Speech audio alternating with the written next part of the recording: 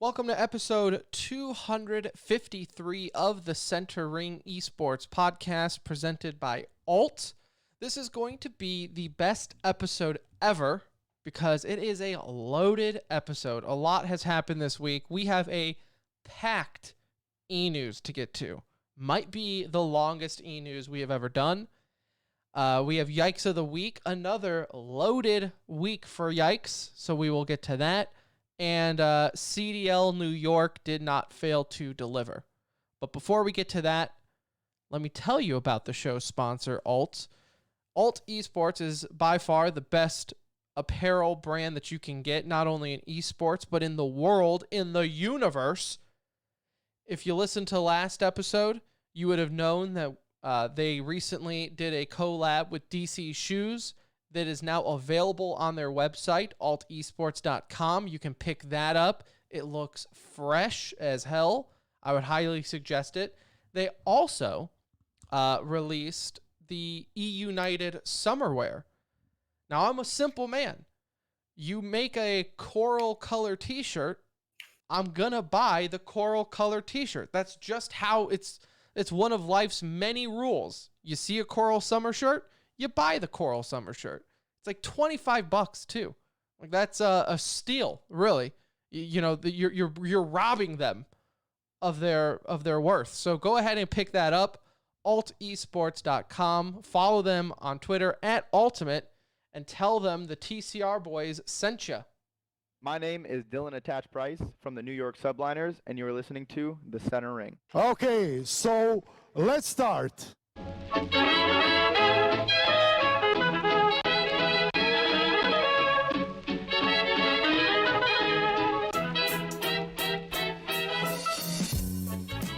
Hello, everybody. Hello and welcome. Welcome back to another edition of The Center Ring, aka TCR, aka your favorite esports podcast. Yes, this is episode 253, coming to you live and or pre-recorded from an undisclosed location. The date, July 12th, 2020. The time, 8:54 p.m. And for those keeping score at home, it's still like over 100 degrees here in Texas. So we've officially hit, it's that time of year in Texas, everyone, that we're taking 2 showers a day. Because your boy Tim here cannot sweat. With humidity yesterday, it said it was 111, feels like 111. I am the biggest baby when it comes to sweat. If I sweat, I'm changing clothes and I'm taking a shower. I cannot handle it. So that's just the way it goes. Follow us on Twitter. If you're not doing that, you're insane. @the Center Ring. We have so many breaking news stories per sources. It's ridiculous. Can't give you, though, who our source is, but let me tell you, they definitely know what they're doing. And our website, tcr.gg, has all the other links that you need to know, including our Discord. Join in that conversation. You never know. Maybe have a little impromptu community night here and there. Last night, I got to play some Uno with some boys. Dominated. Crushed it. I might not have the time to work on my muscle reaction when it comes to FPS anymore. Like, the days of me just flick-shotting off of, like, muscle memory is gone. I've accepted that. But I will crush you in Uno. So, join the Discord and always be ready for that. And if you're listening on iTunes, I always beg that you leave a review. 5 stars is appreciated. Say something nice. We do read them. We do enjoy them. If you're not going to say something nice, say something funny. That's all I ask. That's all I ask. But yeah, that's it. @the Center Ring once more. My name is Tim. I will be your captain for this journey into esports. And alongside me, as always, he's my best friend, my brown friend, my friend that still has to adjust his webcam 253 episodes in because for whatever reason it changes every week. It's Anuj. What's up? What's up, dude? I had my nice little 101 Burglars shirt on today, getting ready for the show. You know, I showered up a little bit before the show. Got spit up on about 15 minutes before I got in. Welcome to my life. Yep. Did I not? I I'm pretty sure I've said that before on the show. Is like it never fails that I will, if I want to wear something, believe it or not, like I do try to think, okay, what would I want to wear on the show tonight, right? Um, I've kind of given up today. I just have my Hawaiian shirt on unbuttoned. I was outside all day. Again, didn't have time to shower before the show, so I just given up. Um, but no, it never fails that, and I like it's gotten to the point now where I tell my wife, if it's crunch time before the show and I put on my show shirt, like, uh, not, can't help you. yeah, Can't help like you anymore. I can make a bottle, I can help with the dog. I cannot pick up the child though, because I have waited all day to wear this shirt for the show. And I know this little bastard of mine is going to throw up on me 5 minutes before the show and Yeah. ruin the shirt I had planned. And It was like sometimes like they're obviously it's a themed full with the black show. shirt, Yeah. and it was just boom, whole shoulder covered. I was like, oh, all right. I guess I'll throw something else on. Doesn't matter. No, it never fails.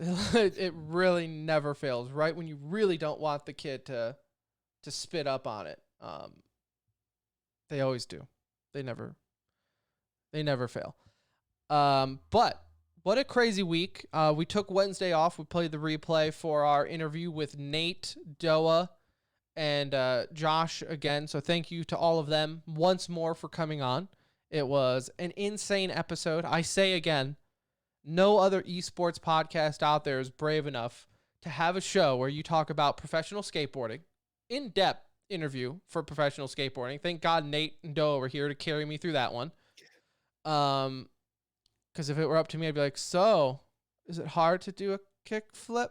So y'all game on the road, or So that was awesome. But we also talked Warhammer with Doa and some WoW and just kind of shoot the shit, really. So hopefully everyone enjoyed it. It was a much different episode, very laid back, chill episode. So that was great. I think one day we'll get Doa on again, though, talk a little more hardcore esports with him. There were things I didn't get to that I wanted to. And I know, Nuge, you weren't even here, so I know there's things you want to get to because he's a big WoW guy. that's why I'm more sad about anything just missing out on Doa, right? Like he's a huge WoW head. Would have loved to pick his brain, not only about the esport, but just talk even. I mean, shit, just talk about the game a little bit would Yeah. have been a lot of fun with him. So Maybe we'll get him on either pre or post expansion to discuss that, maybe where his thoughts are on that one. So it'll be exciting. It'll be exciting. Either way, it is Monday. It is a packed show. We have a ton of e-news to get to and an even larger Yikes of the Week than normal. Thankfully, and don't quote me on this, I think we went like 48 hours without anyone being hit with sexual assault accusations in esports. yeah, we made it through the weekend. At least anyone that's big enough to like alarm Twitter. There might have been some Yeah. here and there, but at least something large enough to where we don't have to worry about Twitter blowing up because of it. It's kind of sad when that's like a long stretch there. Yeah, You like make when it 48 hours, and it's just again, when the your cleaning measurement, house. And times in esports are rough and huge. When your measurement of a good couple of days is when no one is a pedophile. Like, hey, we didn't rape any children today. Good job, everyone. We did it. Oh, we didn't say the N-word. Good job, esports. Good job. it doesn't mean it did not find our way into Yikes of the Week this week. No, though. it trickled down. Yeah. Down. But at least this was more of a ripple effect from previous accusations. So I'll actually let you start Yikes of the Week with this one here for you. Yeah, I mean, so it's a big time streamer, Sky Williams, really popular within the Smash community, also League of Legends. Yeah, I feel like even if you don't follow him on Twitter, he's probably found his way onto your timeline before. He comments on a lot of stuff, so he's pretty big out there. Anyways, recently comes out that he is being accused from multiple people for various sexual assault, not allegations necessarily towards him, but allowing it to happen under his roof. And So, so if correct me if I'm wrong here, then Sky Williams is the owner of the Sky House that like Zero and all these people were staying at when a lot of these sexual assault. correct, Okay, correct. Yeah, Zero stayed there. I mean, there was like upwards of 20 people at some points staying in this house, right? So it was kind of a shit show in terms of how we let it operate anyway. But a lot of again claims of sexual assault coming out from within the house. Obviously, Zero's incident happening there, and Zero, admitting to what was going on in some instances over there, and then also like shit like this. Tim, can you imagine this? He basically had um, a guest that was at his house unapproved. Okay, so an unauthorized visitor uh huh, came onto the house. He did not receive any notification of this person coming on the property. I guess when you have 20 people there, that's it happens. probably It probably happens. going to happen. You would think. He sends threatening messages to all the roommates, saying between 6 a.m. and 10 a.m. he is going to start breaking valuables in everybody's room until he gets $350 collectively from the group and sent it out to the group. He said, no excuses, be ready, 6 a.m. sharp. This was the uninvited guest, or No, Sky threatening all the roommates with that for giving him $350. I say roommates, all the occupants of the house, because there was an unauthorized visitor there without his permission ahead of time. wow, he seems like a good guy. He Yeah, I mean, seems like a good dude. this is the least probably harmful thing when you come to talking about lying about your father's cancer to get money from people, right? Uh You huh. start That's never good. a charity event to basically get money to help for your father's cancer, borrowing 55,000 from somebody because he was saying that he owed the IRS money and he was about to go to jail and it was a big deal. But Tim, what do you think he did with that 55,000? Probably donate it to charity or create some better cause. Fix up a park in his area, if I have to imagine. Uh, the park was kind of close. What about cosmetic penis surgery? Um. Okay. How much does that Okay. cost, you think? I guess it just depends on how bad your penis is. What is cosmetic penis surgery? Like, where are you starting at? What's your starting point? If you Is this already like a have an is this okay a looking growth penis, thing? it's probably a little cheaper, right? You don't have as far to go to make it look good. Is there a per inch value? Let me tell you something, okay? This is just a reality check for men out here. You will never get your penis looking good. The penis is not a good looking body part in general. Johnny Sins would probably beg to differ. That's my hot penis opinion for this episode. I just don't think any amount of surgery is going to make it look good. A What penis about is a penis. piercing? What's A that? piercing, a piercing to like spice it up. It spices it up. I don't know if it makes it look good though. Like no woman is going to look at your penis and like, wow, That's hot. that is a handsome looking penis you have there, sir. Did you touch it up lately? Well, how nice of you. Yes, I actually lied about my father's cancer to get money to then pay for cosmetic surgery for my penis. So Sky Williams, piece of shit. Yes. Piece of Yikes shit. worthy. Yikes. Yes. Look, it is never too early to maybe start talking Yikes of the year candidate for our award show that we do every January. So write this down because this is definitely going to be in the candidate. This is definitely in the race. It's going to be a race of like pedophiles, like really shitty individuals this We year. might just have to lump Smash into one category because it wouldn't be like Yikes of the Smash year. like it would just they would dominate the category if it was just Yikes of the year. I mean, everybody in Smash they would have every nominee. Look, if you have penis reconstruction surgery from money that you got from lying about your dad's cancer, like that's instantly Yikes of the year worthy. Yeah. No, it's right up there. It's you get right there. Vegas trips almost seem like an afterthought. Like when you that. talk about all the That stuff that he makes did, right? sense. Yeah. Like that makes sense. Yeah, you get some money, you go to Vegas. Like that's normal. I don't blame anyone for that, right? Yeah, you got it. He Some extra borrowed cash. 50. He thought he could make it 100K. That is Didn't work out. that's a tale of the ages. That happens Yeah, to everyone. that would have made him look almost normal. Yeah, if that was it, I'd be like, what's the issue here? The guy made some bad decisions, but that's it. So yeah, that's a yikes for sure. I have another yikes for you, and this comes from Brime. We talked a little bit about them back when Dr. Disrespect was originally banned on Twitch, and this is that platform that has been rumored to get Ninja, Dr. Disrespect, and Shroud. It popped up right around Twitter, and we kind of talked about it on the show that honestly we think it's kind of a joke. Not a joke. I think it is a real platform. And I think that's what they don't understand what people are saying, because they're getting here saying like, oh, and for all you haters out there who think this is a fake, like deal with it. And then they post a gif of Taz wearing sunglasses. First off, if you are a real company, I'm going to assume you have a graphics designer to do something other than just generic Twitter search GIF things. Okay? Like that's something we do because we don't have a graphics designer. That's something that a two-man operation does. Okay? Not an operation that has rumored to buy out Dr. Disrespect, Shroud, and Ninja. So this whole time, though, it's been operating a Nuge that, oh, don't worry. Brime is just our code name. Don't worry. This is just a front. You guys have no idea who we really are, even though they've already said that they're a four-man operation, and it looks like it's being operated by high schoolers doing like their senior project for computer coding. Okay?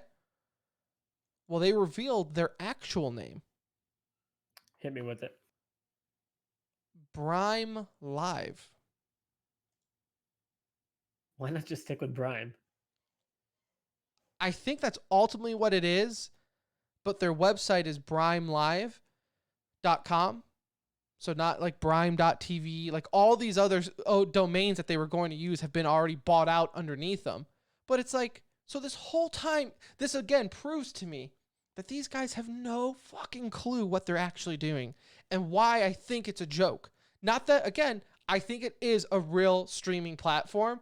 I think, though, that they are going to get absolutely shit on when it comes out because for whatever reason, there are still people who have this expectation that it's legit. Like, oh, yes, this is going to be a Twitch competitor. Look at their follower count just on socials. Like, it exploded after the... I mean, this is the best thing that could have happened to Brime, right? The worst part about it is they're not getting any of those actual talented streamers on their platform, right? Yeah. But in terms of growth and popularity... Yeah, I mean, I would never have known who they were. No, we would have no clue. And I mean, they blew up. It would have been dumb for them. What they shouldn't have done is revealed that they have a new name coming. It should have just been Brime all along because that's the name now that people know, right? Yeah. Like, why would you even think of changing the name? Well, And that's then to probably make it part of their reason is like, well, now we can't switch it because if you switch it, then people won't know who we are. But that's what I'm saying. Why make a big deal out of the reveal when you're keeping the same damn name? It's a joke. I really, every time they tweet, I want to unfollow, but I just really want to. I mean, this has turned into a train wreck that I can't look away from. Tim, I need you to unfollow because this is the last time I want to talk about Brime on the show. I mean, it's just we should be getting paid to mention Brime. Their launch is going to be I mean, it's going to be a comedy. It is going to be awful. Do you want to hit him up about being a headliner event? You know, I would like to have them on, but I doubt they would. Like, I think at this point, if you ask them to come on, it would be almost like brand suicide to come on a show because they probably truly don't know what the hell to even answer half the questions for. Yeah. I mean, they're not, all of their things on Twitter are just like they're saying stuff, but not saying anything at the same time. Like I don't know. It's honestly amazing how it's happening for them. Good for them, I guess. Good for them. All right. What's your next yikes? Tim, the U.S. Army. It's a first. So congratulations to the U.S. Army. Debut. Recently, yeah, their debut. It's not the best one to make. They were recently caught banning people on their Twitch account for asking them about war crimes that were committed. Now, I'm not saying that Twitch is necessarily the best place to have that particular discussion. So I No. understand not wanting to talk about it, or heck, maybe even ignoring the question. But the US Army will accept anybody assuming you're able to physically do the job you're supposed to do. I don't think there's any reason they should be banning people on Twitch for asking questions. Like the whole thing that they're fighting for is first and foremost, it feels like freedom of speech, right? Like that's what everybody touts. So if you're going to start banning people You for know, asking you questions, it's a bad look. I'm a little torn on this one because it's their channel, it's their chat. If they want to just chill and have a good time and they don't want to be bothered by war crimes, then I get it. Like if they don't want their chat being trolled and whatever, and it's just like, look, we're trying to have a fun time for people in the U.S. Army. Let's just have fun times and play games, everyone. I feel for them, and you know what? I've been banned on Twitch for asking, streamers about uh, threesomes that they've had at Games Done Quick and shit, right? And they don't want to talk about it, so then they ban me from their chat. And albeit it's because I'm trolling them with it. So I get it. I get that. However, U.S. Army, you got to be smart here and know if you are creating a Twitch, like you're not just going to get a bunch of people in the chat acting like adults. Like that's not going to That's happen. not what it is. That's not what the platform is, unfortunately. It's not. But the Not gonna bigger issue happen. is they just by banning the people that were doing that, you then create a social media stir. And then what happened to them? They got flooded over the next few days Yeah. with hundreds of people coming into chat, and guess what? Asking about war crimes. All you got to It do creates, like, is make a sub chat only, right? And then that way, if they are trolling you, they're at least paying to do it. win-win. Like, right? that's- Like if they want it, they can say whatever they want. And then you just ignore the chat and you move on and collect some money that way. Like that's Yeah. what I would do. That's the heads up play.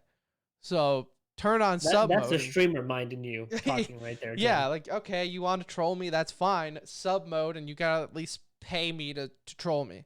I can live with that. If you want to pay me, that's okay. You can say whatever you want. But yeah, U.S. Army, be smarter on that one. The last yikes of the week that I have for you actually is on the same branch when it comes to Twitch. So Twitch tweeted out this video.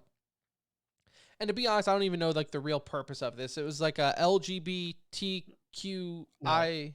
The video was a BLM video. Okay, it was a Black Lives Matter. Okay. Yeah. It was yeah. one of those like kind of pride videos, right? Where it's Black Lives Matter and we hear you, here's like on Twitch, we celebrate Black Lives. Really touching video. Except for me, the yikes here, Nuge, is that they were primarily featuring Dr. Lupo and maybe only like a handful of black creators. A handful would be like almost 5. I think it was like 1 or 2 out of the 10 creators that they showed were like black creators, which when you're promoting a Black Lives Matters video, use all the amazing black content creators that you have. Like Yeah. that would make sense in that situation. Look, Dr. Lipo does amazing work for his charity work is amazing for what he does for St. Jude's. You can't be touched in the streaming community, and I'll really give him that. Do I enjoy him as a streamer? No. Like I feel like he caters to children. Like that's the people that are watching. It feels like a lot of the time. Yeah. But I don't need to hear his voice when we're talking about Black Lives Matter. I want to hear your black creators feeling like they're being taken care of. And this is an opportunity for you to promote them, whether you want to say, well, hey, maybe we don't have, hundreds of, huge black creators to choose from, where we have like a couple hundred really big, white name American Caucasian males, I should say, creators that they threw on there. So I'm a little confused as to why they went that route. Like, did nobody watch that video and was like, hey, we're missing something And here? people might be saying like, oh, you guys are blowing out of proportion, it's whatever. No, it was so bad to the point Twitch actually deleted the video. They went back and deleted the tweet. So it's not just us making a big deal where there's nothing to do it from. They went back and deleted it and said, hey, our bad. That's our bad. I Um, yeah, kind of wonder, are they gonna come out with another one then, or like or is that just do you more just awkward? Like, like not release anything yeah, I don't think you now? release anything. Just let it I be. think the play is you say that was our bad, and we'll learn next time. But you can't, because then it's like, okay, well now the only reason you have black people in there is because we told you, you know. But they could do like something else, like to have a whole section on the front page, That's what I think. for It should Black just be creators to for, promote them, and you have yeah. a I I would do something rather than just delete the post and be like, sorry, my bad. Like, okay, do Here's something else. Dr. Lupo. Dr. Yeah. Lupo is featured on the front page now. Here, Our bad. our apology via Dr. Lupo. Dr. Lupo, could you please speak on the matter, sir? And he would do it because no one loves hearing him talk as much as Dr. Lupo loves hearing him Also talk. true. that is the truth. Dr. Lupo, you do wonderful charity work, but that doesn't mean I can't shit on you for also loving your own voice. Yeah, very true. I can do both. I can do that on my show. All right, so there it is. There's Yikes of the Week. I'm sure we missed some because it was a busy week, but hey, bear with us. All right. The next up on the list is the Call of Duty League New York Home Series. Anuj, this one I think lived up to the hype. We didn't get to talk about it on Wednesday, so we didn't do our traditional CDL weekend preview, but we did touch on it the 2 episodes ago. And, Yeah. I remember even saying kind of like, this is where I want to see New York live up to the hype that people have been talking about for the last 3 or 4 events now. Man, he might even be longer Really than since that. Mac came on board, the discussion had been like New York is kind of turning this corner. We're seeing them, really come down to the wire and lose a lot of close games. But when were they going to eventually get over that hump? Yeah. It hadn't happened the last couple of events. They've played better, but still had a tough time overcoming any of And the this was top even coming teams. from their peers. Like, we talk to players every single week. We talk to players from around the league. Unanimous across the board. People were saying New York is their biggest threat. Like, even guys on Faze, they weren't saying, oh, we're worried about Chicago or we're worried about Dallas. They were like, no, we watch New York. Like, those are the guys that we're keeping an eye out for because they have the biggest potential to just blow up. And then you just didn't see it for a while. And finally, I don't know if, maybe it being titled their New York homestand. Like, it's a shame that it doesn't actually get to be their homestand. But That would have been awesome. Can you imagine that in New York, these guys winning this event? Like that would have yeah, been something else. absolutely. But maybe there was enough there to hype them and motivate them to do it because, I mean, we finally saw that New York team that we've been waiting for. Yeah, I mean it was hard to deny what these guys were able to do, and really it was a collective effort. It wasn't just the really big name players and Attach and Zuma kind of carrying the team. Like we saw Temp and Accuracy and Mac and these guys, like they played well collectively. They obviously had the best weekend because they won it, but it's not like they were really crazy challenge. I feel like throughout the event, right? They opened up against Ultra, who proved to be a hard out for several teams, right? They're we'll get to them in a moment, but they 3-0'd them. They obviously in the finals, we saw the performance against Chicago. They had a run where I do believe the New York homestand like mattered. I think it helped. Like even though it wasn't the typical home event, I think just having that label makes a difference, hypes you up a little bit more, and look, it's still like your turf in that sense, right? So, Hmm. um, I think it had a little something to do with it for sure. I watching the matches this weekend, and I could be crazy on this one, so please correct me if I'm wrong here. I felt like the quote unquote meta adjustment didn't play as big a factor as I thought. Now that helps when there's like a GA for every other gun in the game, so you can't really mix up the meta that much. But I really felt like it didn't mix things up as Well, much as I thought. the reason it didn't is because it only allowed you to see the two guns that have been in play all season, right? So all you saw in this tournament was the MP5 and you saw the M4. Well, guess what? You saw that in the last 8 homestand events. That's the only guns you've seen in play.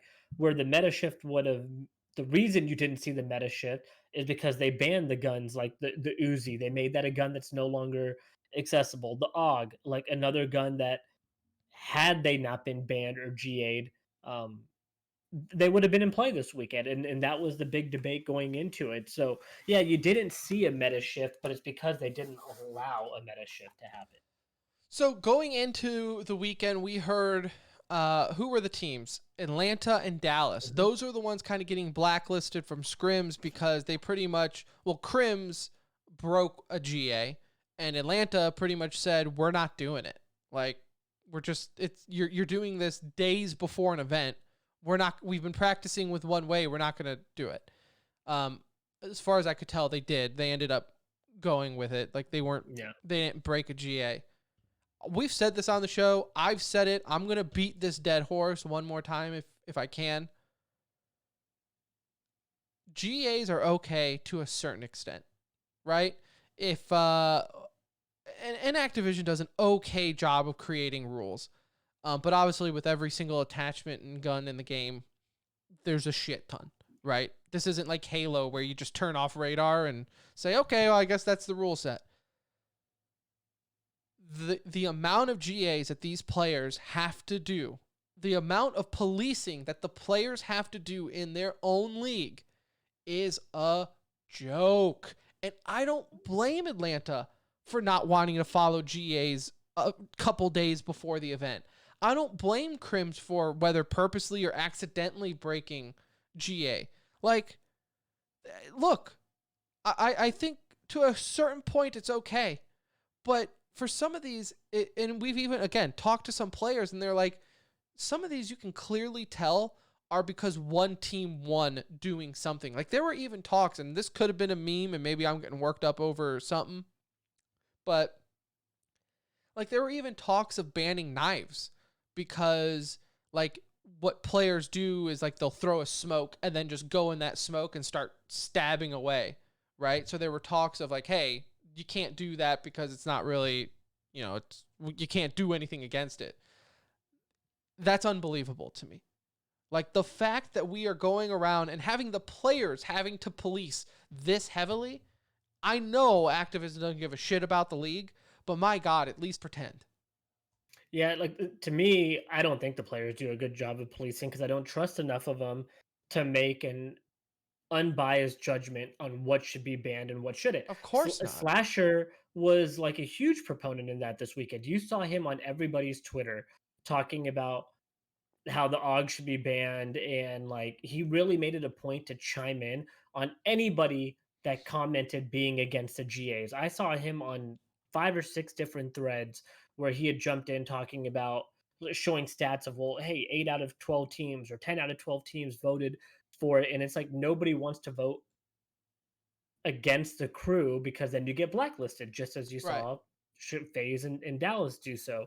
And so I just don't buy the players being able to police themselves fairly. I think if anything, there needs to be a true committee where people are voted on, and it can be players in that instance, right? But it's just a handful. It's not a, hey, every team has this vote, and no, like none of that. It should be Yeah. like 6 people.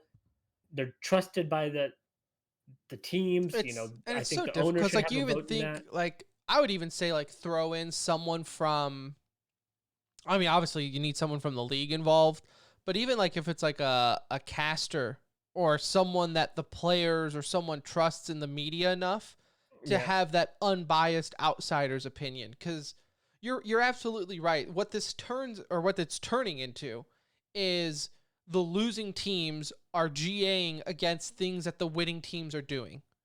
And clearly, right, we've all been there. We've all been salty about things, right? I think there's a way though that you can just still use something but have shame in using it. Like in Counter-Strike, I'm thinking like, man, what is out there? Everyone knows. Now there's no rules in this in Counter-Strike.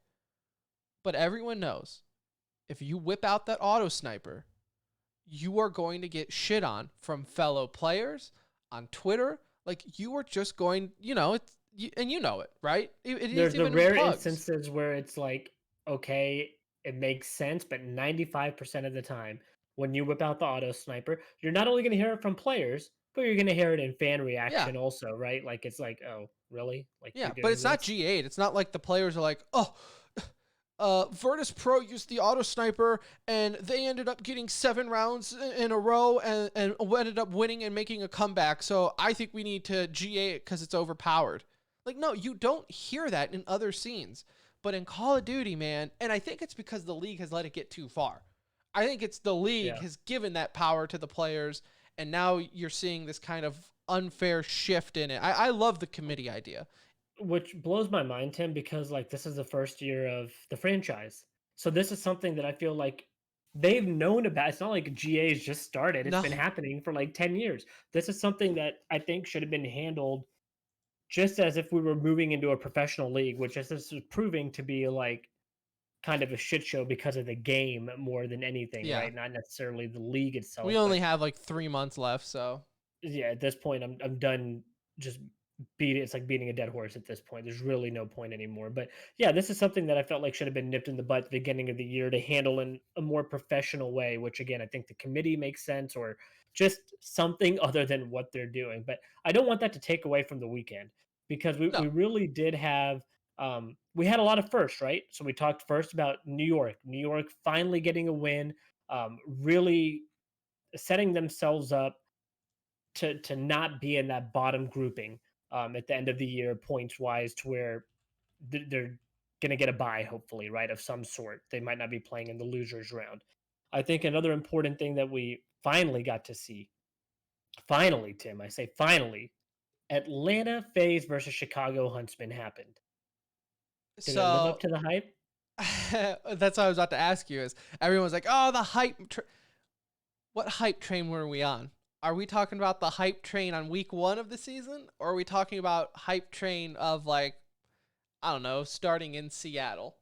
This felt like Mayweather versus what's his name? Manny Pacquiao? Pacquiao. Yeah, like it happened a little too late. Yeah, that's a You know, perfect it example. just happened a little A too late. perfect Like I wanted to example. see these juggernauts go head to head in week 1 or 2 when the hype was just at like maximum Yeah. highs, right? But then we saw Chicago slip off a little bit. Um, Atlanta hasn't won the past couple of events where they've kind of dropped them to Florida, and so It like yeah, also like it doesn't help that the reason they got to play each other was because they lost originally. You know, like it wasn't like, oh, they're dominating this and now they're meeting up. No, they were kind of beat up and now they're meeting each other when they're kind of like on the ropes. yeah, It just yeah. look, I was excited, and the fact that it happened in the semis, so you had like all of the night before to kind of build up and hype for it, like that, I Yeah. loved it. But yes, the Mayweather versus Pacquiao is the names are there, but not quite the same fighters as we Well, when we wanted it. even the fight didn't live up to it, right? Like Chicago 3-0'd Atlanta. So had we had a really good like 5 game series there, yeah, I think it would have made for a little better conversation. But Chicago really smoked them. Atlanta, looked bad in that instance. Atlanta also losing to Toronto, like it. You saw again. This is wide open, and this is why champs I think was done 100% the right way, having everybody there because right now we are seeing that anybody is capable of winning. We've had what 6 winners now at this point, if I'm not mistaken, in the league. I mean, it's been a lot. There's been a handful of winners, although there have been a couple of multiple time winners.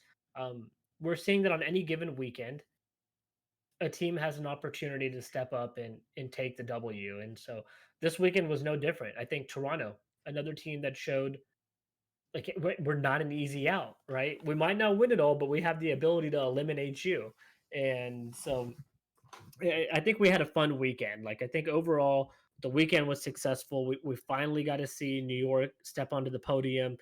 We saw the Chicago Atlanta matchup.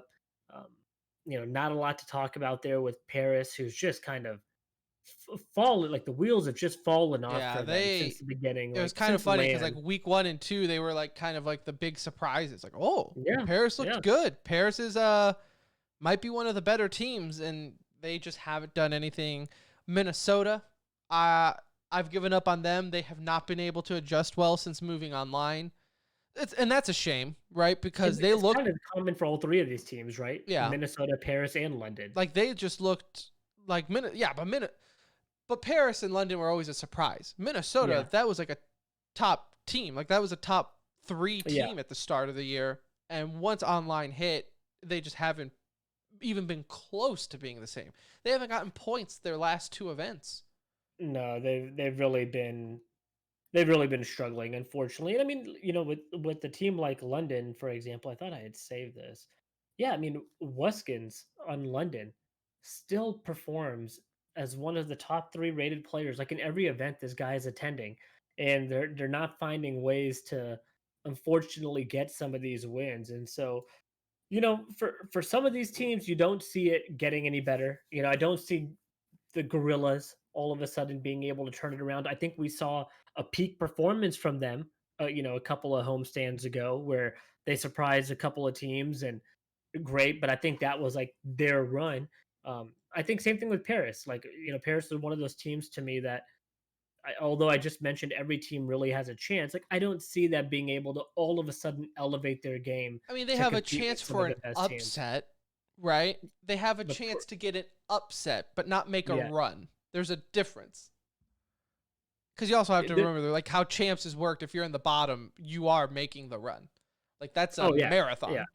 You're making a loser's bracket style run there. I Yeah. mean, you're going to be playing a top quality opponent the rest of the way. Yeah. So that's completely different there.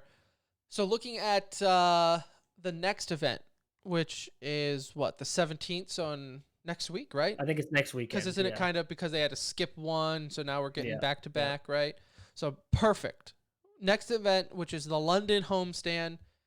So heads up, they might make the hours a little funky to respect the London crowd. Which, whatever. Okay, whatever. But this is a big one because you have Dallas, Florida, and now New York, right? Yeah. So New York has kind of piqued my interest in the sense of, okay, you're where I thought you could be.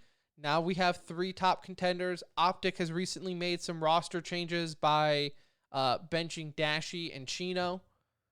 So we have a new look Optic going into that play. So this is Those Florida's are, first like, tournament think about, in a month. you mentioned those names, and I just want people to remember what Dashi was just a year ago. Like, Dashi was considered one of the best players in the game, and to see him getting benched, after what's been a failure of a season for the Optic team as a whole, is just shocking. Like, you kind of expect to just see him on a new roster next year, but he's taken quite the fall from grace. Like, this has got to be hard to stomach being benched at this point after potentially being an MVP candidate the past couple of years. I feel like Optic has kind of been benefiting from other teams not performing well because people haven't really been focusing on them as much. Yeah, Because they're kind of like Seattle in the sense of like, they're trying to do roster moves. I just don't see it making a difference. not with like the talent. Unfortunately, is not going to be there to all of a sudden swap out somebody for Dashi and be like, hey, you need to play a lot better than Dashi is capable of playing. Like, it's just, that's hard right now. But yeah, this event that's coming up, although you mentioned the top 3 teams, like there's a lot of bottom feeders in this event in my eyes too, right? Like, I don't think, um, I say London's like performed good. They've been competitive, but you have what, Seattle, you have Gorillas, obviously you have Paris, and then London. Like, 4 of the bottom, 6 teams in the league are also in this event. So I would kind of hope that we see like the top dogs kind of make it through, and let's see where them duke it out at the end, right? I want to see a semifinals this time where we do have Dallas, Florida, and who's the third team? I'm drawing a blank. New York. Dallas, Florida, and New York, fighting there for the semifinals. Yep. And a little thing about New York here is that we talked about this, I don't know, long time ago now, where Censor of the New York Subliners tweeted out saying like, hey, why can't we make a challengers team with all the subs and play in the Challenger League? We made fun of him for that because we were like, that doesn't even make sense if you think about it. And it still doesn't make sense if you think about it.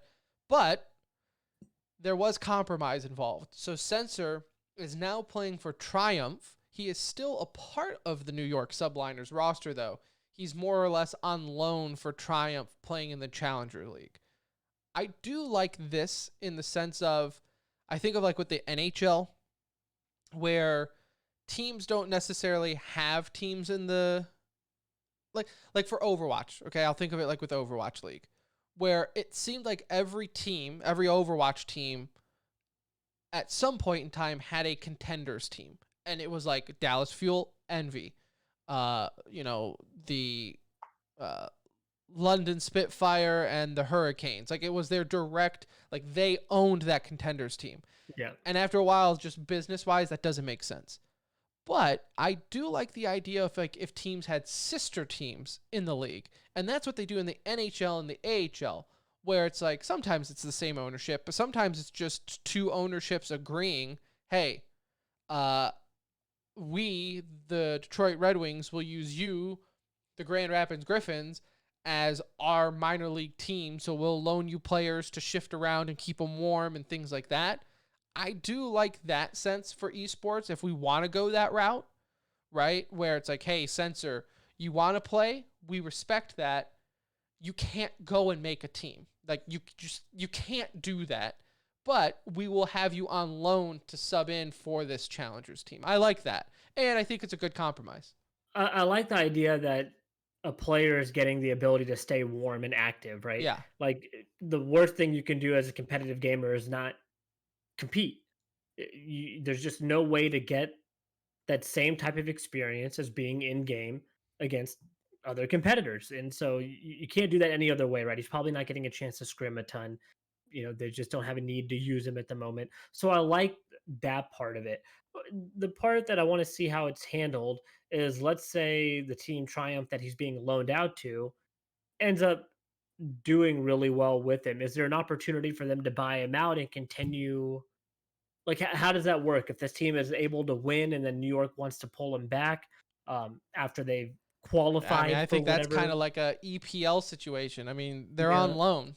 It's, and it is what it is, right? Like you can win if you're on Manchester, but you're still owned by Everton. Like that's just kind of one of those goofy scenarios. A lot of Challengers Leagues players are probably sitting there like, Like what what do the you mean? What fuck do you mean happened you here? picked up Censor, bro? Y'all are just like, y'all sucked They yesterday. did Like, get top 4, so I mean that does help them. But yeah, I also yeah, got a good chuckle though at Censor's announcement video on Twitter because he's like, "Guys, thank you so much, and hey, this just shows everyone, man, if you want something, go for it. Pump the brakes there, all right? Inspirational speech, boy. What you really mean is, hey guys, if you want something, just get 1.3 million Twitter followers and constantly bitch about it on Twitter and calling out the league." And then yeah. eventually they'll have to let you do it because you're just making all of your followers shit on the league the whole time. Like, this is what Yeah, wasn't dude's like, got a crazy following, like man. this wasn't, like I said, I'm happy for him, but for him to paint the picture like it was just through pure drive, like, okay, I think, Just by happenstance, they allowed it. Yeah. yeah, like, no, okay, whatever you say. So, either way, so it's cool to see, and hopefully we start seeing some of these more bench players having the opportunity to play in challengers and things like that. And I also think like I would like to see that happen with the Overwatch League more too, because it relieves that pressure from the main org to be like, ugh, Yeah. now we got to Yeah. spend money on a farm team that we're never going to use. Like we have our guy, we just want him warmed up. So still, I think, cool. Like obviously, like you said, there's some kinks and everything to work out, but still very cool. So I think that's it for Call of Duty. Do you have anything else that you wanted to bring up? No, just looking at the current standings, Atlanta sitting at top still at 250 points. Chicago is now crept into second at 220. Um, Florida is sitting there at third at 200, and Dallas at 190. I feel like they've kind of secured the top four with what's remaining, because New York is sitting there at fifth at 130 points, so a 60-point differential, and they have one event left. So there's no Yeah, way for even if them to they even. win next week, they're It's still not going to be happening. So below Dallas. it looks like we have our top four locked in. Dallas still has two events remaining. Florida still has 2 events remaining. Chicago and Atlanta both have 1 remaining. So Dallas can even creep up to the number 2 slot. But it looks like we have our top 4 secured. The bottom 4 still definitely up for grabs. It's going to take one of these teams to perform well in one of these events, make maybe a finals run, even not winning it, can bump them out of that bottom 4 right now. So yeah, 2 weeks, 2 more events, I should say, to go before we get to champs. So very exciting stuff there. I'm looking forward to it, and regardless of if it's online, so still going to be good stuff. Let's get into some e-news, shall we? A packed Big one. It's a packed e-news here. So let's get through some CSGO stuff real quick. Valve has added a trusted mode, and I am trusting you, Anuj, that you read patch notes, because you know me. I don't do patch notes. Yeah, it's just like something that doesn't allow third-party software to be running. So obviously it caused a big issue with like stuff like OBS, wasn't working initially when they launched it. I've already seen videos of hackers within trusted mode. So again, there's never going to be a way to 100% combat it. I think we'll just see how it is. With CS, I'm very much okay with more intrusion to block stuff because I want them to eventually make matchmaking into something. I think the pressure is now on to do that with Valorant. So maybe these are some of the first initial steps that we're seeing to getting to that route. And then we'll really know how it's doing. But until there's a proper matchmaking system, it's too hard to judge this crap because nobody's really playing it. They're playing on third-party applications anyway. That's my fear, is that like with Counter-Strike has always been like a third-party game in the sense of like their code is just out there and they let people use it for however they want. And so it's like to all of a sudden say, hey, we have this new thing to detect third-party software. It's going to have its bugs. There's going to be kinks that are going to have to get worked out. But at this point, Valve is caring. I'm not going to beggars can't be choosers. Again, it's the first step to like something more. Like they're taking this to use it for something more, and maybe that's the case. We'll see. Yep. KRB is officially a free agent, no longer on North. So he hasn't actually played in a while, though, has he? No, he's been on leave for a little bit here. Obviously, making the big move back in the day after Astralis won their first major, KRB transferred over to North, which was like crazy that it even happened. And unfortunately, it just hasn't worked out for him. Like North hasn't been an overly competitive team. A couple of wins here and there, like big wins here and there. But I think for him, it'll be easy to land on his feet because when he was playing, he was considered a top flight player. So being a free agent in this market is probably not the best thing just because we still are dealing with the regional rankings. Like it's hard to get a good team to drop somebody at the moment. But I think if he waits and plays his cards right, he'll be making a hefty amount of money when the time is right. And if all else fails, sign with Valorant. Or Astralis. Be their 8th man at this point. But hopefully, Anuj, he saved some money because Lord knows he was making enough. As a Danish media outlet reported this week, some of the earnings that these Danish players are making. Now, this is all on average and give or take a few. But Astralis players are reported to earn each $360,000 before prize money and sponsorship. That number really blew my mind. Like that's a lot of money for a roster. I get it. You're a winning roster and that's the most important thing. And not to say that like these guys don't have a crazy amount of value, but with all the talk about teams not making money in CS and then to like just see some of the salaries that are being paid, a little mind-blowing, right? Again, I know they're worth whatever the top is that is good for everyone, they're worth, right? But to see that number, I don't want to hear about you're not making money. Well, hey, look at the salaries you're paying. Like, no shit, you're paying $1.2 million in salaries, So, and that's Astralis. You then have North. Speaking of Kirby, they were reported making. Now this is robbery. Like, hello 911. I have a crime to report, because they were robbing North of $230,000. Yeah, I mean, If I told a Nuge, if I went back 15 years from now and said, hey, you could be like a top 20 team. Just be a top 20 player. And you can make 230,000. like I feel like North is about to release a twit long saying this is North and this is my story. Because this because is we really have been assaulted.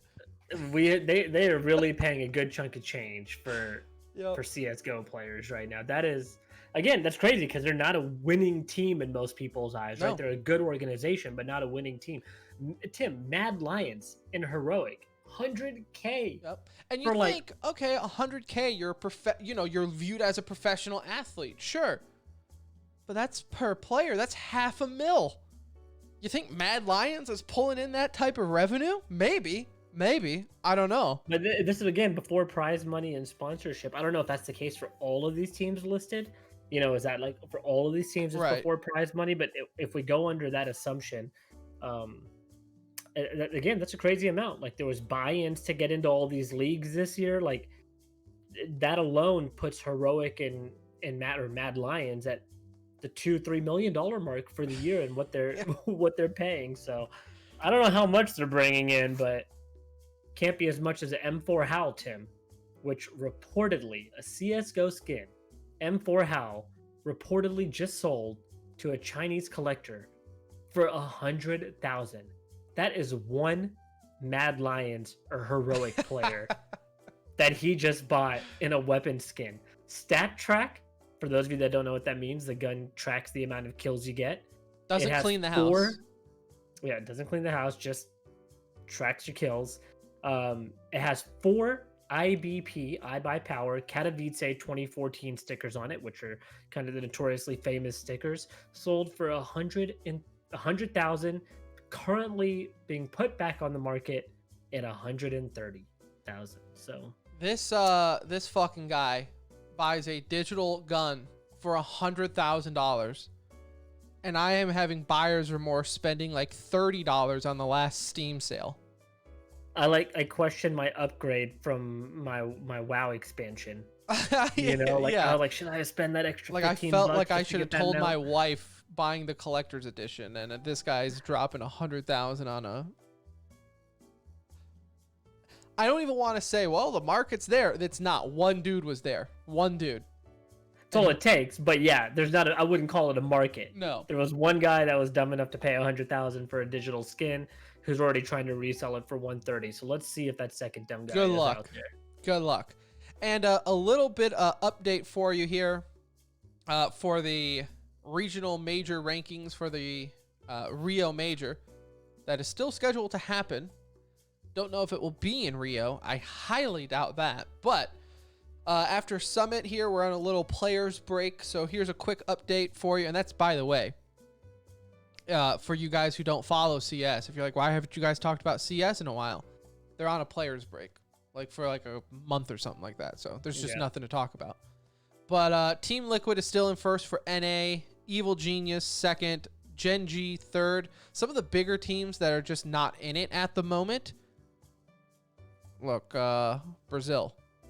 You might want to be happy that this is the one major that you should have had, but maybe doesn't happen for you. And maybe they'll do a make good for you and give it to you next time. Because right now, you're not looking at having any teams. MIBR and Furia are currently out of the running right now, including Gaming. MIBR can't even rig the system to get them some wins. Like, this is the one major that I really want to happen in Brazil.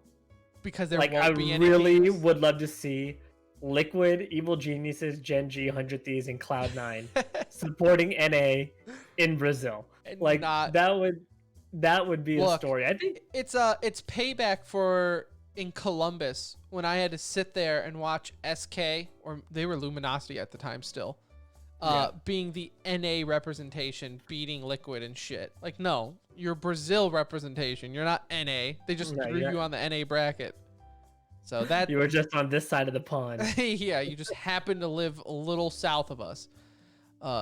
That's actually a lie. You're a lot of south. I thought you were like a little south. We were actually looking at tickets to go, and Brazil's Like, a lot oh. farther from Texas than I thought. I thought we were a little bit close on the map, you know?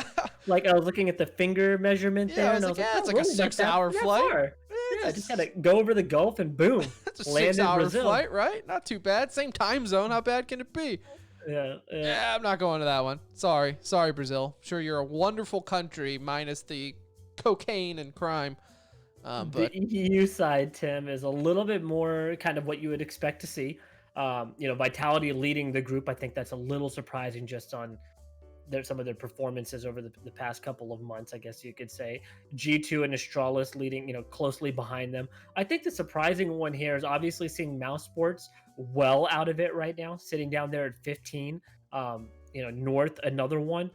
But then, Tim, scroll a little bit further down that list. A little bit further down. complexity. We have Complexity at 17. And that, to me, based on how Complexity has been playing, is shocking, right? Like, they just got one of their first big wins here recently.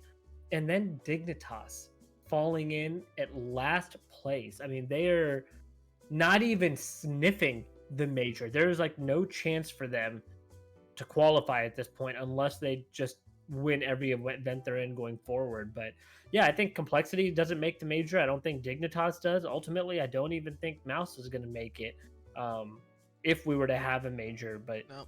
a lot of big names on the EU side sitting out. And it kind of just highlight once more the importance of like these roster moves, right? Like, some people are asking, like, how come some of these rosters aren't switching people around?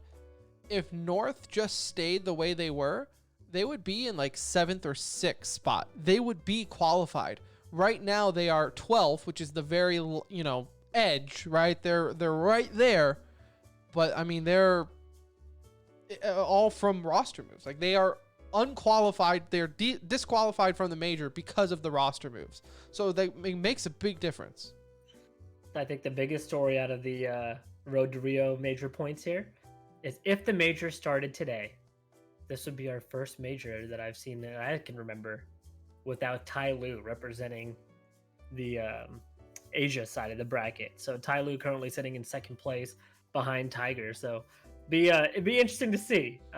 Don't think we've seen a major in a long time without Tai Lu getting swept out of the group stage after being. Man, what are they going to do so. without the sticker money? That's probably like 90% of their players' income is from the sticker money every time they make a major. So that's the only time you see them. Yeah. And then CIS is pretty much what you would imagine. It's CIS Counter-Strike, which, you know what? People want to make fun of NA Counter-Strike, CIS. You're not much better. You are not much better when it comes to being exciting Counter-Strike. So No, at least they're the teams that you would expect to see at the top or at the top. Spirit, Navi, VP. That's not the order we thought we would see them in, but at least the big names are up there. Yep. So there it is. Packed CSGO. For Overwatch, look, we've talked about it on the show. What are they going to do for next year? The vice president has came out and said it. The league has talked about it a little bit. Nothing crazy, but they actually have seen peaks and increases in viewership since they started the monthly tournaments back in May, with the May Melee and then the Summer Bash or whatever the hell they called it for the June tournament. So they have seen increases for that. So it should be a shock to no one that they are looking at doing monthly tournaments for next season as well. They just don't know what that's going to look like. Yeah. They say they're not going to do the weekly tournaments like they do in COD. They want to stick with the monthly tournament to have a little bit more of a storyline built up, and then have a bigger tournament at the end of each month that then goes into playoffs. But as far as the details goes, nothing. So for the Overwatch fan out there, that's good. I think it's good for us because we do enjoy the game. It's just this year has been miserable and almost pointless to watch. But yeah. So there's that. There's that. Also, they're also thinking about going back to hero pools. They tweeted that out today, didn't they? I saw a tweet. There's been a few tweets out there that they said that they liked it. I guess you just got it. I wish they would just admit that they're using this season as a guinea pig season, because that's really what it is.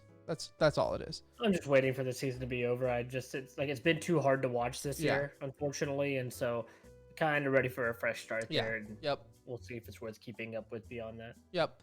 So at least with the monthly tournaments, we'll have the finals and things that we can focus on.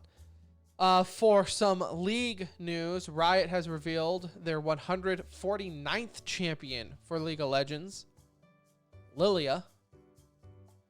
So There you go. there's that.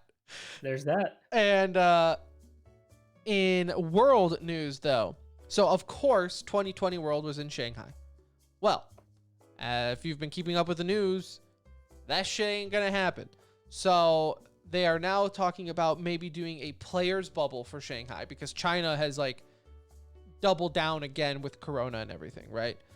So they're making it very strict for big public gatherings. So they're going to do a player bubble, much like they're doing with professional sports here in the States. So there's talks of doing that. There's also talks that Riot is going to award China the 2021 Worlds, kind of as like a make good, like, hey, you were expecting to get it, you couldn't, so we're going to give it to you for 2021. Kind of sucks because that was originally planned for an NA Worlds, which I know we definitely would have made a point to go to that. But I get it. I get it. Like, I don't, that makes sense. So hopefully NA will get it in 2022.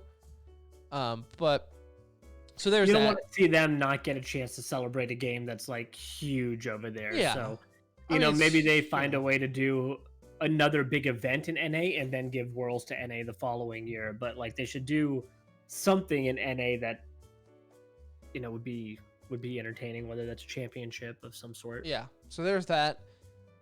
In Call of Duty, we already touched a lot about it before, but some less of the league news here. You did have Activision announce that they are partnering with Nick Merckx, big time Twitch streamer, to expand his, I don't know the abbreviation, but he does Warzone tournaments.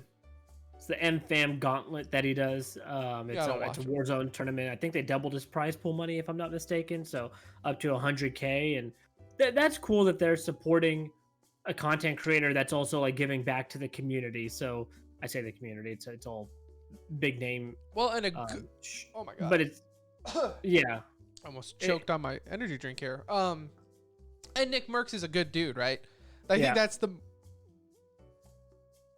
that's the important thing to note here. Is like they're partnering with a good person, right? Like it's not like some crappy individual that you're watching that you know is just a shitty person. That's like how like what's his name? Keemstar always used to do these tournaments, and people why doesn't Epic and all these guys support him? Because Keemstar is like scum. Like he is the definition of scum of the internet.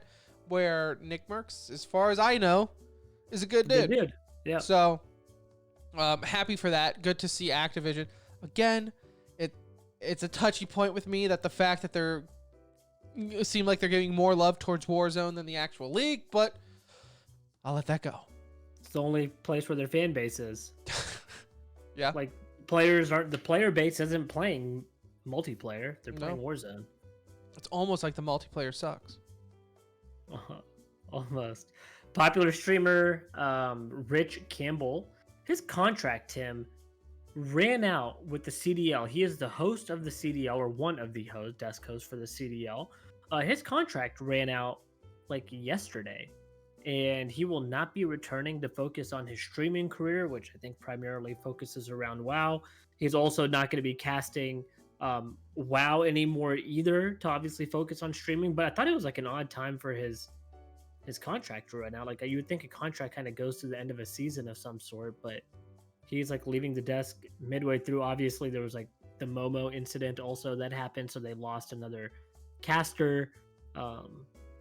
Activision's having a hard time keeping talent there, whether it's for their own fault or not. They've just lost a lot of talent. Very odd timing for their contract. I assume the contract was written before CDL was hashed out, but still just whatever. Weird. You know, move on. I'll live. I guess it sucks for Rich. Maybe, I guess, I don't know. I'll live without him though. That's whatever. In Battle Royale news, finally a Battle Royale I'm excited for, Nuge, as Worms announced Worms Rumble. Of course, everyone knows what Worms is, right? Like, I don't have to describe that, but they have announced Worms Rumble. It's coming out for the PS4 and PC only at the moment. It will have cross-platform. It will have 2 modes, Deathmatch and BR, all live action. So as opposed to your normal Worms, which is like a turn-based strategy type of thing, this is going to be live action on a map. But still, I think like a 2D map from what I saw from the reveal trailer. That's what I took it as also. It was like a 2D kind of setup and still gave it the old school gaming feel. It'll be a cool, gimmicky kind of game. And people were like on Twitter were like really upset about this. They were like, how can you do this to the Worm faithful and blah, blah, blah. First off, if you're the type of person that's going to get salty over a Worms game, like you just got to readjust your priorities, bud. Like I didn't know there was a such thing as Worms faithful that would be pissed off that they made a deathmatch / BR game mode. And even like their own official Twitter account responded to someone and were like, we have been making the same game for 25 years. Let us do one. Let us just mix it up have once. This one. Give us this one. No one's listening to the haters in this case. Just guys, do what you do. It's another BR. I'm looking forward to it. Come on the show, Worms. I'll have Worms on the show any day of the week. I can't wait. I like Worms. Yeah, it looks fun. Whatever. Like you said, it's going to be the next big esport. No. Is it going to kill a community night here and there for us? Yeah. Probably. So there's that. Xbox is going to have their Xbox Games Showcase July 23rd. It's been announced. And from all the teasers on Twitter, it is safe to assume Halo is going to be the headliner. So we should be finding out. I mean, they've been tweeting out teasers and little clips here and there, but we should be finding out a lot about Halo Infinite coming up here on the 23rd. See, I'm not getting my hopes up.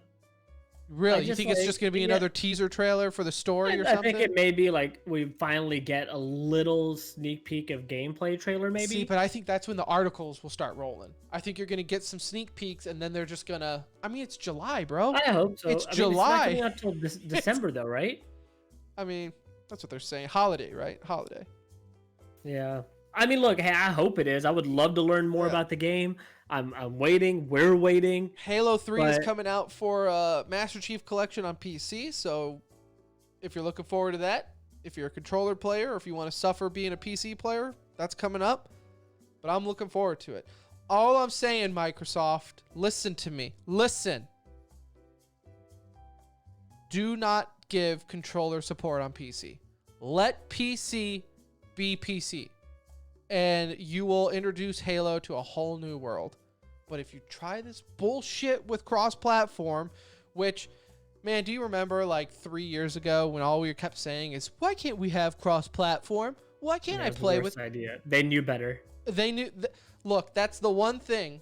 The gaming industry normally doesn't know what they're doing, and the fans, us, the players, always think we're right. We were wrong on that one. Yep. They were right. Cross-platform is not a good thing.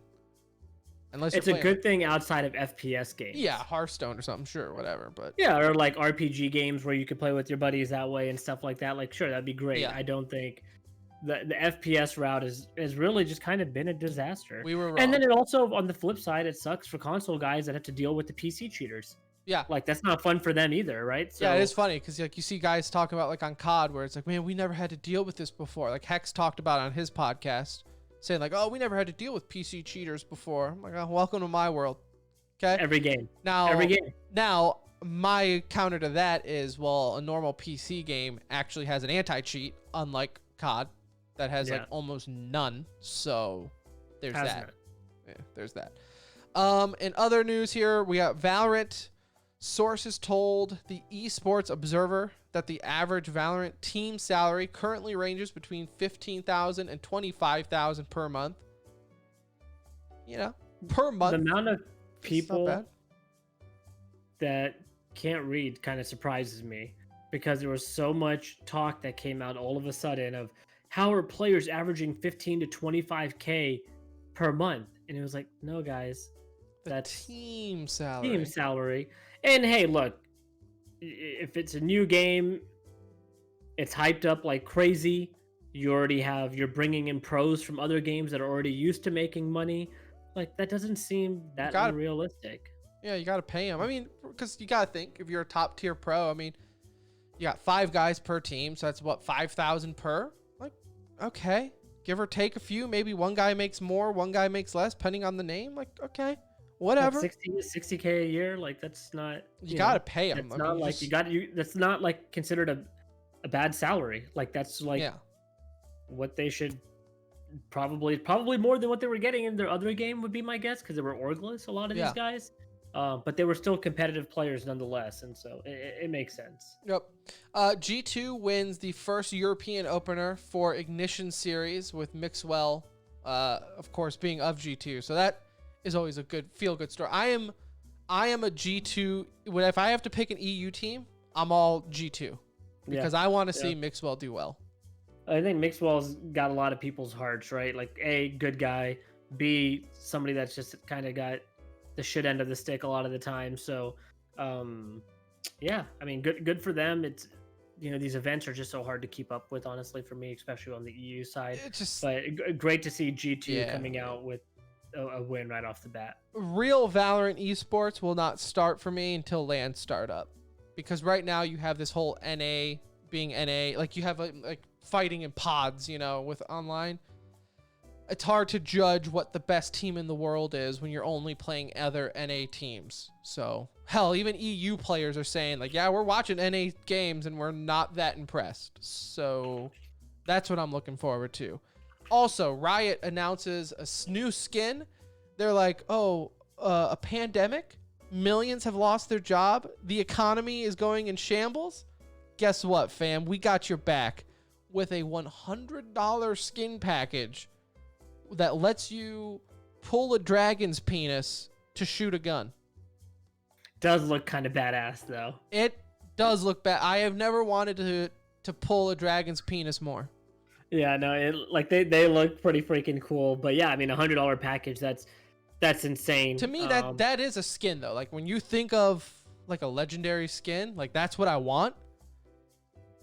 Yeah. You are the 1%, though, if you're buying that. I'm not shaming you. If you got the money and nothing else to spend it on, that's fine. As a boomer myself, though, I can tell you can find better things to use $100 for. Yeah, put that shit away. But $100, but at least you know what? If you're gonna charge $100, go all out on the. It does look cool on the design and abilities of what the skin does in the sense of visually. So looks very neat. Yeah, so there's that. And for the follow-up from one of our stories last time, NuckleDu ended up getting in that car wreck. Apparently it's been pretty rough on him. He actually ended up tweeting out that he's stepping away from competitive gaming while he is recovering from that accident. So we wish nothing best for NuckleDu in that sense. Yep. So hopefully everything is good on that front. And look, I don't blame him either, right? Like he's got a kid now, he's got a family. He had some issues a couple years ago, I think, with his dad. I don't want to speak out of time. Maybe his dad passed away or something.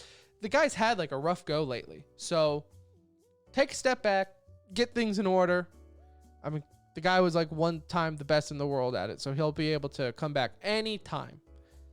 In other news, friend of the show, best friend of the show, Mike Raffel, aka Hastro, ends up probably pulling off the biggest dick play in a while. So he is no longer the CEO of Envy. He is stepping down. Like a big dick play, not the biggest dick play. Yeah, big dick play. Yeah, big dick play. Yeah. Yeah. But it's a big one. It is a big one. It's however you want to word it.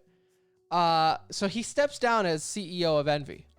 But before he steps down, before he fires himself as CEO, he's like, guys, I got an idea.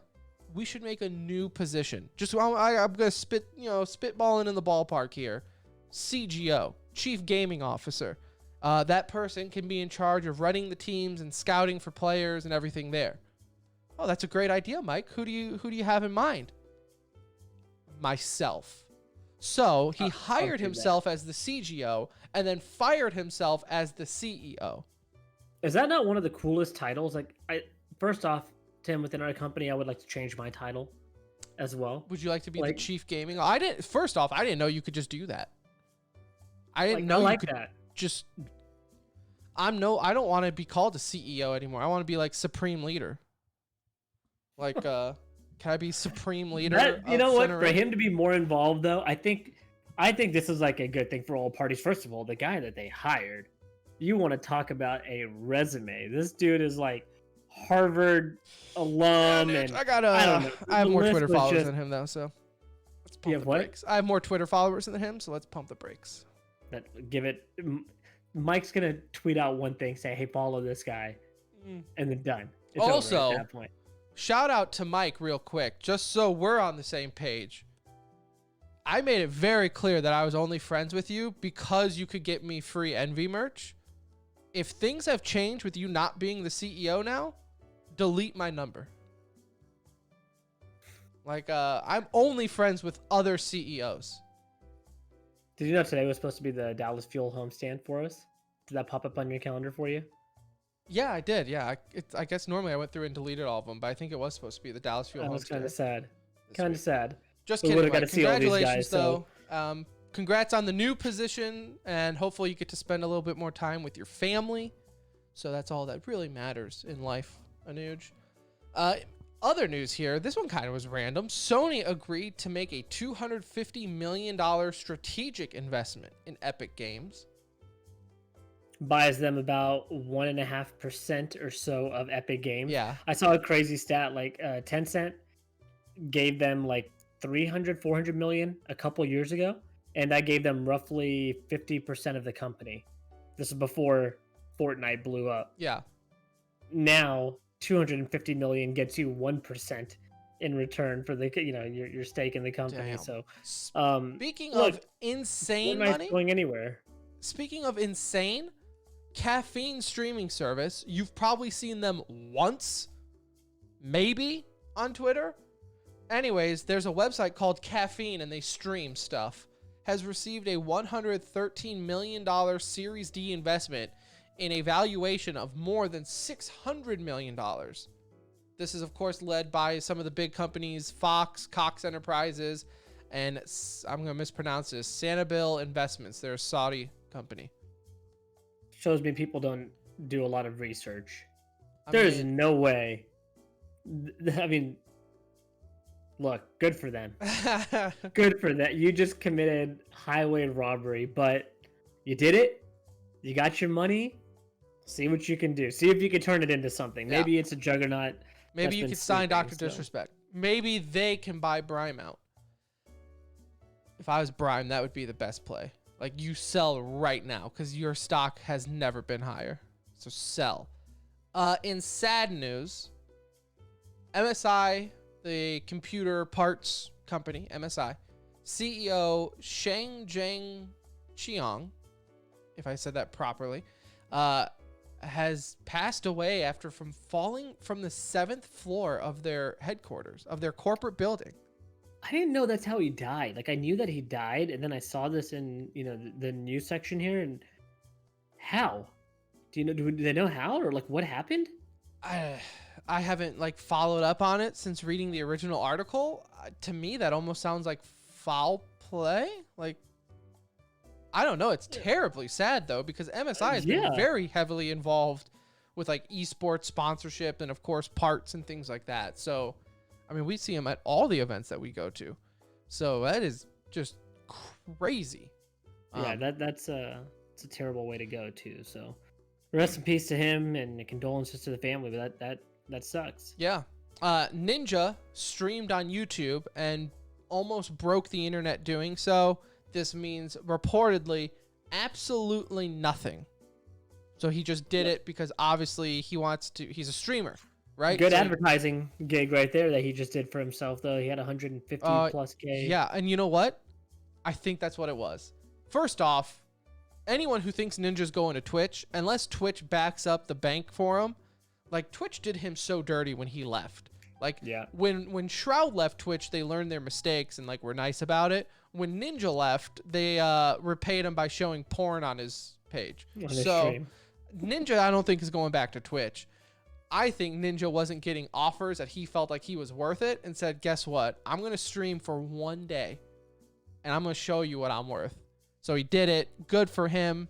We'll see what happens. I don't know. Dr. Disrespect, though, this is also kind of interesting. It was on Tim the Tatman's stream. He's playing Warzone, and of course, when a friend logs in online, you can see it on the side. Well, on old Timmy Boy's stream, it said Dr. Disrespect is now playing Warzone. So, for the first time in weeks, we have seen a Dr. Disrespect sighting. Unless he somehow has gotten internet and his computer working in prison, he's not in prison and he's able to play Warzone. I'm like starting to think this is all some sort of like, he probably broke some contractual obligation from Twitch. That's why they banned him. This is my guess, okay? And he's not going to sign with a new stream deal until he figures out what Ninja and Shroud are going to do to see what their value is going into a deal. Yeah. Like, I feel like they're all kind of waiting each other out a little bit because you have too many big name streamers out there looking for a huge payday, second payday for some. And I don't know, the longer this goes on, the bigger feeling I have it's going to be some sort of major letdown. Like, they're all negotiating for big bucks, and we're just sitting here looking like fools waiting for a huge story. Yeah, like something to break, and it's like, nope, it's just a contract negotiation. Like, that's just how it works. So there's that. Also, I guess it could always be legit, and it could always be something awful. But the more and more that kind of gets out there, the more and more I really despise Slasher for clout chasing, using the rumored the speculation of child pedophilia.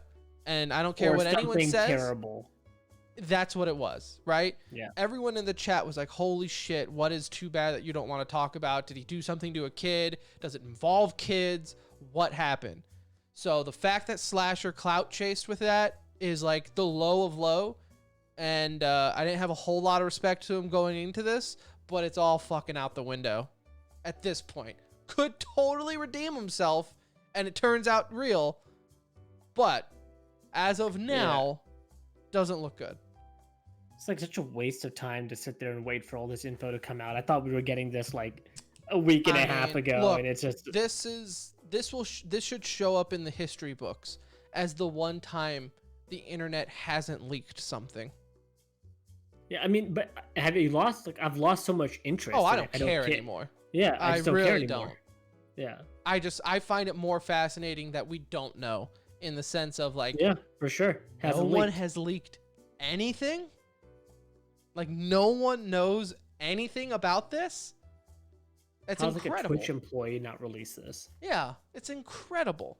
So, who knows? Maybe we'll find out, and we'll tweet about it at the Center Ring. So you got to follow us, because we're gonna get to the bottom of this Dr. Disrespect stuff. You trust me. Let me tell you. But that is the bottom of this episode. Episode 253 of the Center Ring, aka TCR, aka your favorite esports podcast. It's done. It's in the books. Thank you so much for listening. We will be back Wednesday night to record Thursday's episode. I'm sure tons of things will happen by then to talk about. So be sure to tune in live on Twitch and everything there. Our Discord, hit it up, be part of that combo. We are going to get another community game night going here very shortly, whether that be with Counter-Strike, Uno, Valorant, something.